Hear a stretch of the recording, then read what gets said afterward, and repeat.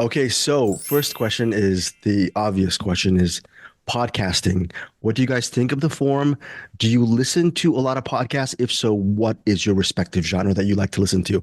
I don't listen to as much because I do podcasts, so I just want to go completely opposite and just like listen to jazz for 2 hours. How about you guys personally? You go, Matt. Uh, yeah. I think that podcasting and along with like the way media has shifted in other forms, so YouTubers, social media commentators, influencers, all that kind of stuff is a really interesting form. And it's interesting how it's been democratized, but that also means that you get a wide breadth of people with different motivations for why they might be creating that content. And I think that it leads to a lot of really interesting, amazing stuff and a lot of really kind of questionable stuff. And that's the kind of territory we're trying to explore in the film is like the responsibility of that, as audiences, our kind of desire to kind of just give over to it now. We kind of tend to just believe this stuff. Excuse me. Yeah, no worries. Tend to just believe this stuff. When you hear a podcast, you kind of just trust it now. And should you be trusting it? Where do we place authority and that kind of thing? So look, yeah, I no, I absolutely respect and admire and am intrigued by the form, but I think it's worth, interrogating. For sure. And also the intimacy of it, like we were saying before, it's like even just finding the voice, how to talk into a microphone. Like it's different than acting with your mic, radio mic on. It's like that there's this performative element. It's a form of narrative and storytelling, or, and twining like there's also journalism in there as well, but also ultimately you're telling stories and it's intimate and you're in people's ears and like you're stimulating their imagination without visual. So I mean, it's great when you're on long drives and you just actually want to learn something. Great in that sense. Science, like podcast, great. When you're feeling a bit dumb or just need a laugh, but mostly crime for me. I think weirdly like listening to crime podcasts for sure. This is a pretty much even with the voices and whatnot, this is a one person performance. And in cinema, there are very few of these around. How closely did you guys work together as far as shaping it and making it cinematic? But what were the main concerns and how great does it feel to just have a role that's really just so seems to be so hard but gratifying as well? Mhm. Yeah, I mean, it was scary. There definitely was like a fear element for me for sure. And like there has to be a trust with whoever you're making it with. Like from the once you read this, obviously the screenplay, and then once I met Matt and Matt's wonderful specificity and also our cinematographer, Michael Tassari, it's like all of these elements, you just have to do such a tight dance to feel safe and relieve the fear of boring the audience, and be able to pull off stimulating people and creating suspense as well, not only like making it like a sci-fi, high conceptual piece. You're just like, gosh, it's gotta be a really tight dance. And like Matt was saying before, which you can totally talk about, was just like the rules of like the camera and the rules of this dance and ways like stages of the film, just different ways of exposing or showing and showcasing the same thing and using that house. But you can obviously take that away. Yeah, I think there's a lot of the one person films that have been really successful, like something like The Guilty, especially the like Danish version of The Guilty, or Lock with Tom Hardy. Like they always have something like kind of real time that's happening. They're quite real time films. Like The Guilty is about a 911 operator who's like, there's someone calls him, says they're being kidnapped, and it's like he's got to deal with the like what's happening right now. And our film is about Lily investigating stories from the past. She hears people tell her, regale her with things that have happened to them in their history.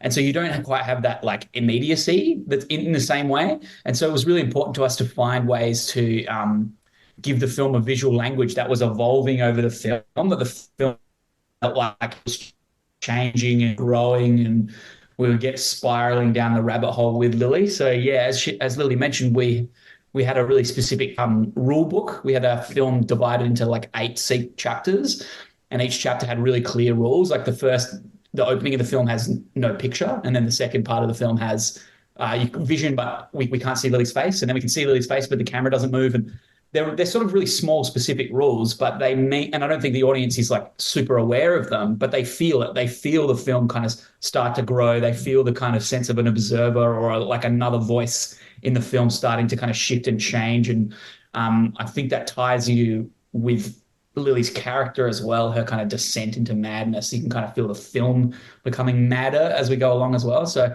yeah, it's absolutely a challenge, but because it's like the whole point of the film was to could we do a story like this with one actor, and thematically it's related, that's all related to that same idea. Like if it's one actor, then who is this character? Why do we trust them? Why are we hearing their version of the story? And so you're just trying to wed all those things together, and it means as a filmmaker every choice is about supporting that idea, which gives you a clarity, I think, when you're working. Well, the good thing is, with Lily, she was going to knock the role out of the park. Were you ever Yeah. nervous? Were you nervous as a filmmaker? No disrespect about all the audio nerds wanting to make sure this movie's, we know the performance and the story is great, the script is great, that the sound design is on point. Were you ever nervous about that whole element of your story? I wouldn't say nervous, but I take it super seriously. I get very detailed in sound. It's always often the last part of the process, and Hmm. I can kind of get lost in it, much like Lily's character does. So I had a kind of idea that if the camera was going to be, there's an almost observational quality to the camera. It's like kind of just, it's another character. So like what this idea that something's watching Lily would kind of present horror in a very kind of plain and abject way, that the sound would be really subjective, would be like inside Lily's head. That's what it's supposed to feel like. We're inside her headphones. When she starts to drift off, the sound drifts away. You can kind of hear a texture, which is like this alien artifact kind of growing and appearing and finding its way into Lily's life. So yeah, just working really closely with Lee Kenyon, the sound designer, and Ben Speed, the composer, to kind of build that stuff was super, super important. But I wouldn't say nervous, just committed to it. Yeah. The last year and a half for you, I have my fellow podcast host. He is one of these horror enthusiasts who's very strict on the genre. What has it been like for you to receive all of the love from really just the strictest and most jaded horror fans, just to open arms around Evil Dead Rise, and then also on top of that, having Monolith, which is a very great, challenging experience. What's the last year and a half or 2 years been like for you?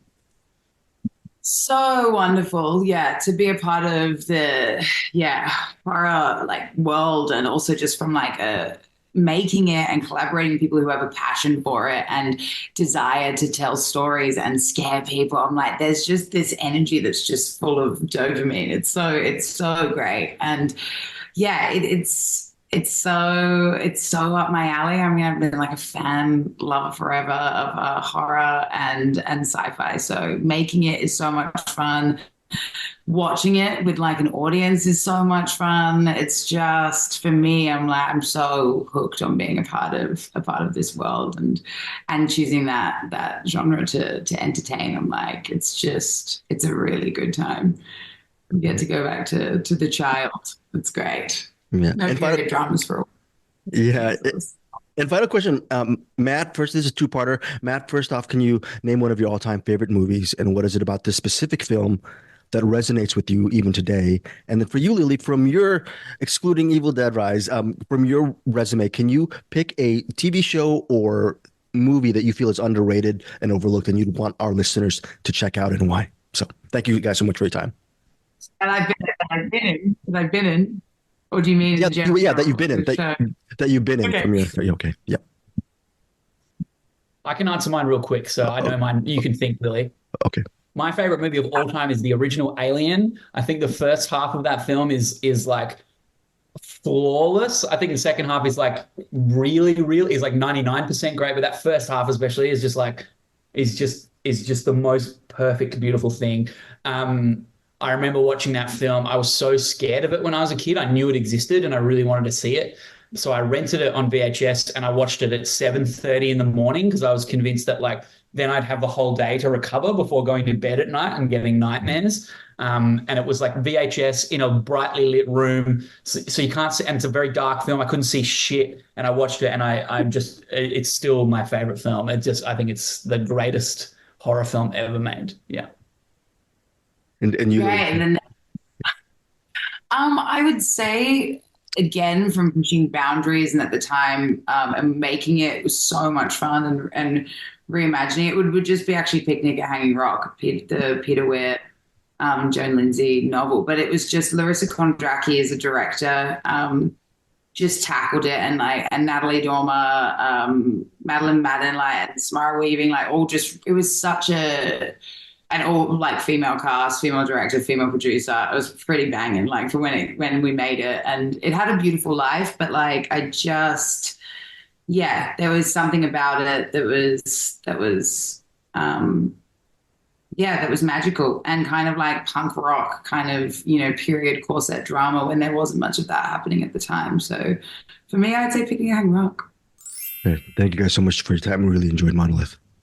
Thanks. Thank you guys for watching. Appreciate it. Okay. All right. Bye, guys. Bye. Thank you.